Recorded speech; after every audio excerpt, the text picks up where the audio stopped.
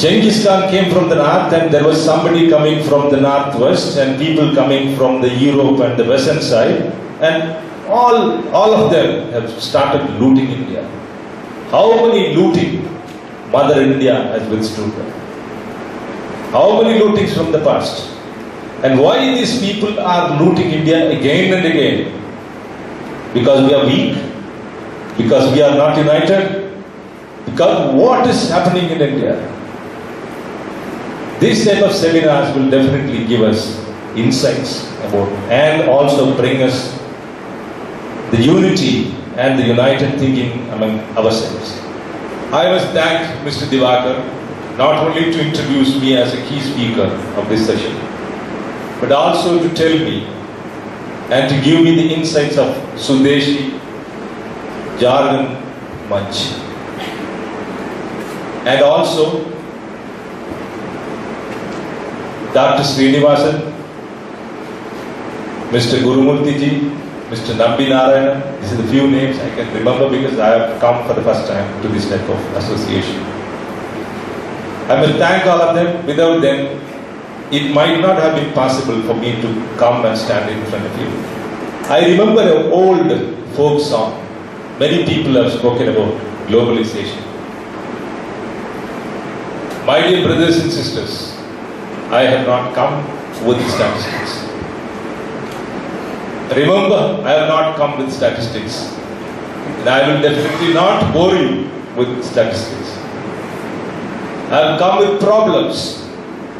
I have come with enough of problems. And we say oceans of problems. I have come with oceans of problems. The old, grand old woman, when I used to hear her, in my younger days, she used to sing a song, very old folk song. ஊரா தோட்டத்துல ஒருதம் போட்டான் வெள்ளரிக்கா காசுக்கு ரெண்டு விற்க சொல்லி காகிதம் போட்டான் வெள்ளைக்கா. Somebody in somebody's land sowing the cucumber seed and the cultivation being done. And when it is mature and it is very ready for consumption or a sale, and a white man sitting somewhere is sending a message or sending a letter, come on, you sell it for this much price. That's somebody's land, somebody's toil, somebody's labor, somebody's water, somebody's fertilizers, somebody's seed. Somebody has nurtured the plant. Somebody has taken care of that. And now somebody from far away is writing a letter or giving a communication saying that, come on, you sell it for 2 rupees and make my commission 50 paise. People have been looting. Whether it has been by invasion or by friendliness, people have been coming and cheating and looting. How long we will withstand this looting? Ghost is not left. Last week, I was attending a program. It was called Coastal Shipping in India. I was not a speaker, but I was one of the listeners, like you. I was also sitting there. There were 12 speakers speaking on the conclave. It was about the coastal shipping of India. Correct me if historians are there or geographical professors are here. There are about 8,000 odd kilometers are there. Then somebody says it is 5,600 kilometers and somebody says it is about 7,000 odd kilometers. If you calculate everything, all the coast put together, it comes to almost 8,118 kilometers of the coastline we have in India. When we have this in India, and the conclave is for about developing coastal shipping in India, I am expecting something to be delivered. Somebody will deliver this because the coastal shipping based on the shipping of the sailing vessel industry. Sailing vessel industry was our industry. Sailing vessel industry is our industry, which went with a lot of our wealth when Solomon built his temple. And our people, the Chola kings, who went and captured this Kadaram. Our ships went there. And these are all the sailing vessels which went from here. And we have a culture for that sailing vessel. When we are discussing about the coastal shipping in India, no foreigner has come, no European has come, no Korean has come. I have not seen even a Russian who is talking, who is present there at the seminar. But we ourselves, our own professions, our own important business leaders, they are all coastal shipping development in India. There is no place for the sailing vessel industry. You know, today, starting from Haldia to the coast of Gujarat, there are many people depending on the coastal shipping and the coastal sailing vessel industry. Almost about 5,000 vessels are there. You are trading between the Gulf. People of the coastal industry, the coastal sailing vessel industry, they are trading between Gujarat to Dubai. And there is a trade which is coming from Tuticorin to Belpur and all the ports of Gujarat. There are so many people and there are a lot of stories to be told. And there are a lot of stories even can be told from the trade starting from Tuticorin to Nagapattinam to Calcutta to Vizag. So this is a very own Swadeshi industry. And nobody is there to talk about this Swadeshi industry when we are talking about this coastal shipping development of India. What are we doing? What are we projecting to the world that this is our own industry? Are we not proud of our own industry? Are we letting our own industry to fail and die and demise? This is what paining me. You don't have to blame anybody else. We ourselves, we don't bother about our own people, our own industry. The growth of fishing industry has been spectacular over the past few decades. And in addition to its role in conservation of fish, it can be credited in creating employment and helping balance of payment through foreign exchange earnings on exports. A lot of exports which are going, that statistics show. I told you I have not brought statistics here. And one of the main earners of foreign exchange is the marine product export from India.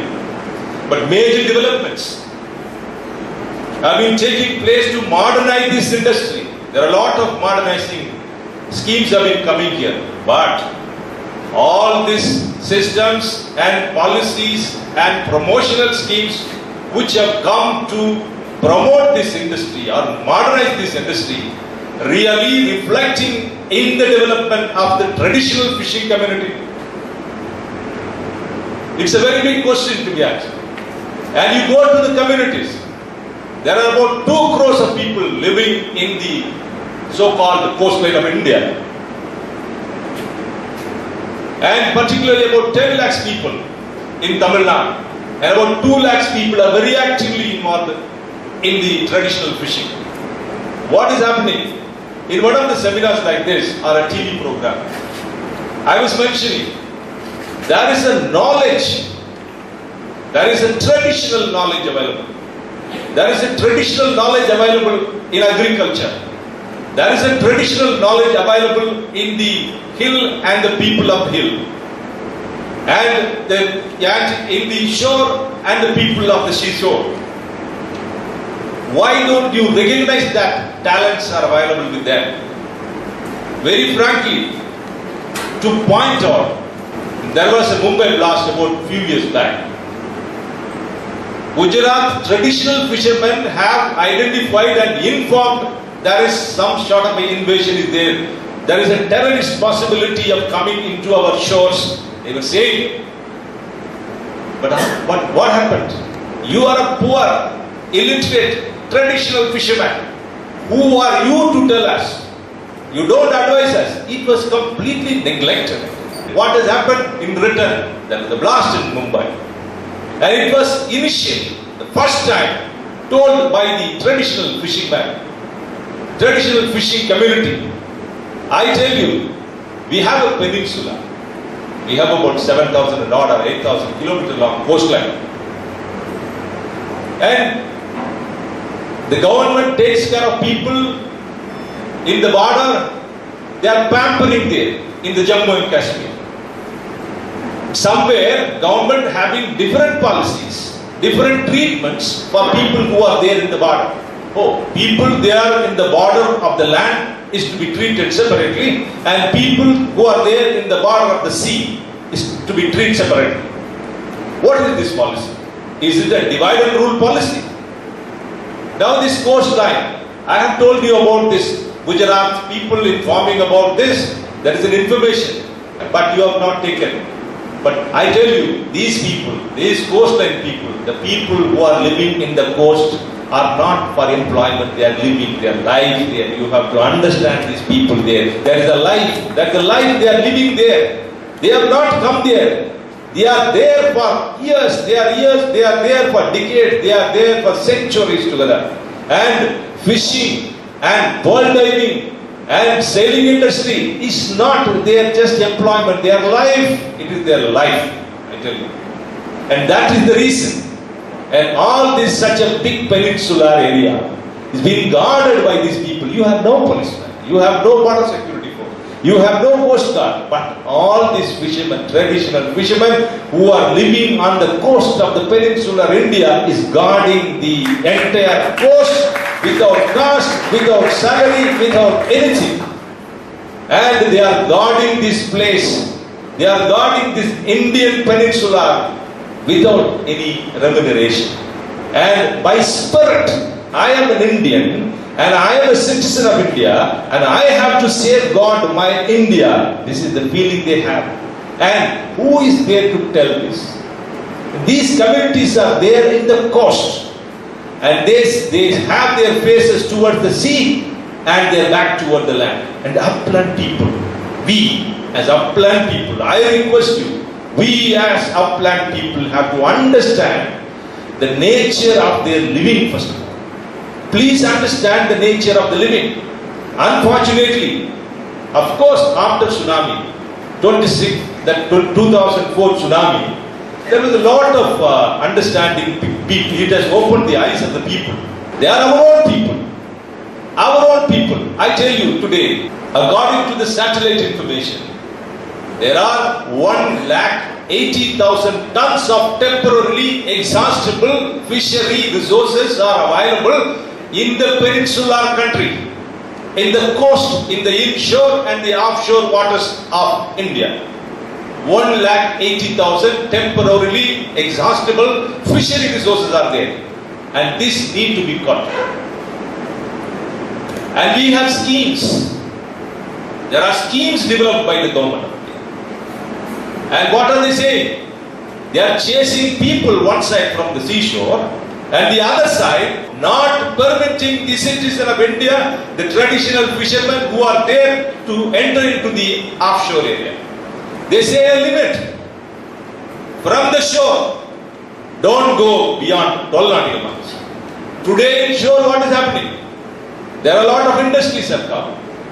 There are a lot of hotels have come. And it has become a dustbin of the country. The entire coastal area has become dustbin of the country. And is there any fishery resources available on the coast? And the traditional fishermen who are all using catamarans, traditional catamarans, who can be able to go up to maybe 2 nautical miles, 3 nautical or 5 nautical miles. Is there any fishery resources available within this reach? No. Answer is a very big no, zero. It's not available. All these resources are available only in the end of the 12 nautical mile, where we say it's an offshore area. In that offshore area, you give on the one side, the government of India, in Gusi, in Plasha, with a vested interest, you are giving licenses for the Korean firms to operate, Japanese firms to operate, European firms to operate, and don't allow and completely stop our own traditional fishermen, our own citizens of India, not to enter, ban these people to enter into that area. You are not allowing your own son of the soil to go to that area, and at the same time you are chasing the son of the soil from this. Lot of industries are coming. Why don't you make a pilot study, project study, research, this, that? Come on, completely you scan that coastal area. Wherever